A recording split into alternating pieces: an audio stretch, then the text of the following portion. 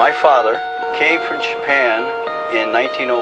He was 15 when he immigrated from Japan. He worked until he was able to actually build a store. Let me tell you a story in the form of a dream. I don't know why I have to tell it, but I know what it means. Close your eyes, just picture the scene as I paint it for you. It was World War II when this man named Kenji woke up. Ken was not a soldier. He was just a man with a family who owned a store in LA. That day, he crawled out of bed like he always did, bacon and eggs with wife and kids. He lived on the second floor of a little store he ran. He moved to LA from Japan, they called him immigrant. In Japanese, he'd say he was called Issei. That meant first generation in the United States, when everybody was afraid of the Germans, afraid of the Japs, but most of all afraid of a homeland attack. And that morning, when Ken went out on the doormat, his world went black, cause right there, front page news, 3 weeks before 1942, Pearl Harbor's been bombed and the Japs are coming. Pictures of soldiers dying and running. Ken knew what it would lead to, just like he guessed. The president said the evil Japanese in our home country would be locked away. They gave Ken a couple of days to get his whole life packed in 2 bags.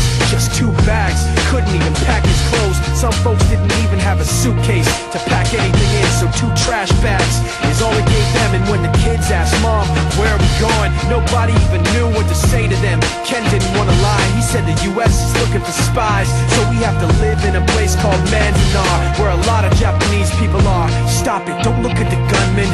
You don't want to get the soldiers wondering if you're gonna run or not, cause if you run then you might get shot. Other than that, try not to think about it. Try not to worry about it being so crowded, cause someday we'll get out. Someday, someday.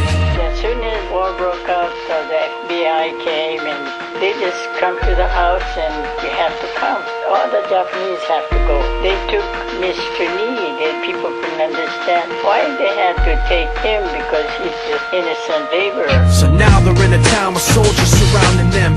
Every day, every night, look down at them. From watchtowers up on the wall, Ken couldn't really hate them at all.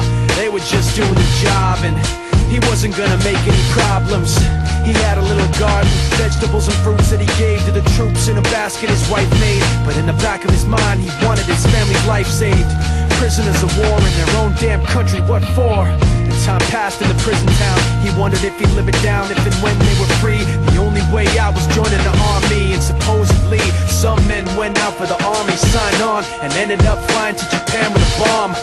That 15-kiloton blast put an end to the war pretty fast. 2 cities were blown to bits.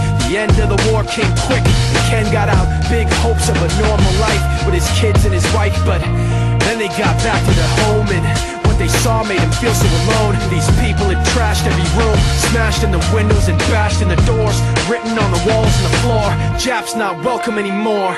And Kenji dropped both of his bags at his sides and just stood outside. He looked at his wife without words to say. She looked back at him, wiping tears away, and said, someday we'll be okay, someday. Now the names have been changed, but the story's true. My family was locked up back in '42.